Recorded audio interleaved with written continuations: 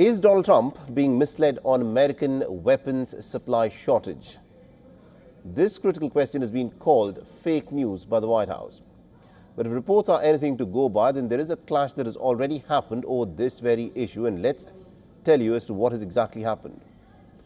For months, Donald Trump maintained that the United States has got ample military resources to support its allies, while safeguarding its own national security.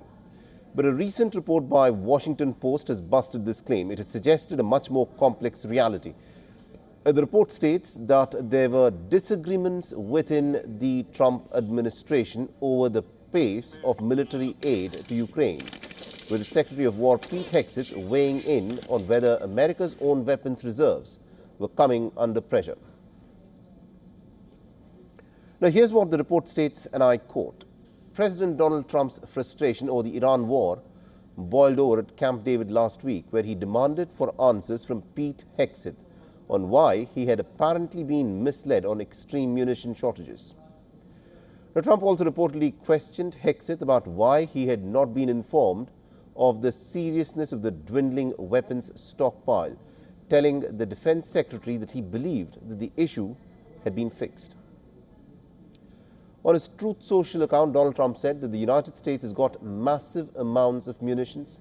Large amounts are being manufactured and then shipped to the United States.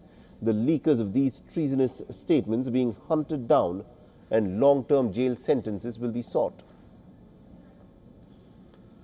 Now, remember, this alleged dispute comes as the Iran war has now entered into its 6th month, and concerns are mounting over the pace at which the United States is consuming its advanced missile interceptors. The Independent, citing a recent report by the Center for Strategic and International Studies, has said that the U.S. military's inventory of THAAD interceptors has declined significantly since the conflict began in February this year. Last month, Hegseth had requested for an additional $67 billion from the Congress to replenish weapon inventories and to expand the production of key munitions. Now, the United States is fighting or supporting simultaneous wars: Ukraine against Russia, the Iran war in West Asia, defending commercial shipping routes in the Red Sea, and preparing for long-term strategic competition with China in the Indo-Pacific.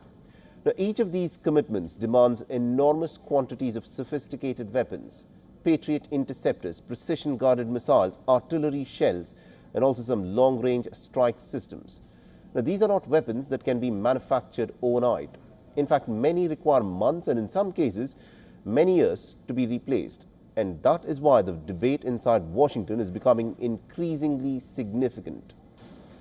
China and Russia have continued to conduct joint military exercises. While these drills are not unusual, their timing is sending a clear geopolitical message that Moscow and Beijing are prepared to demonstrate strategic unity in case a war breaks out.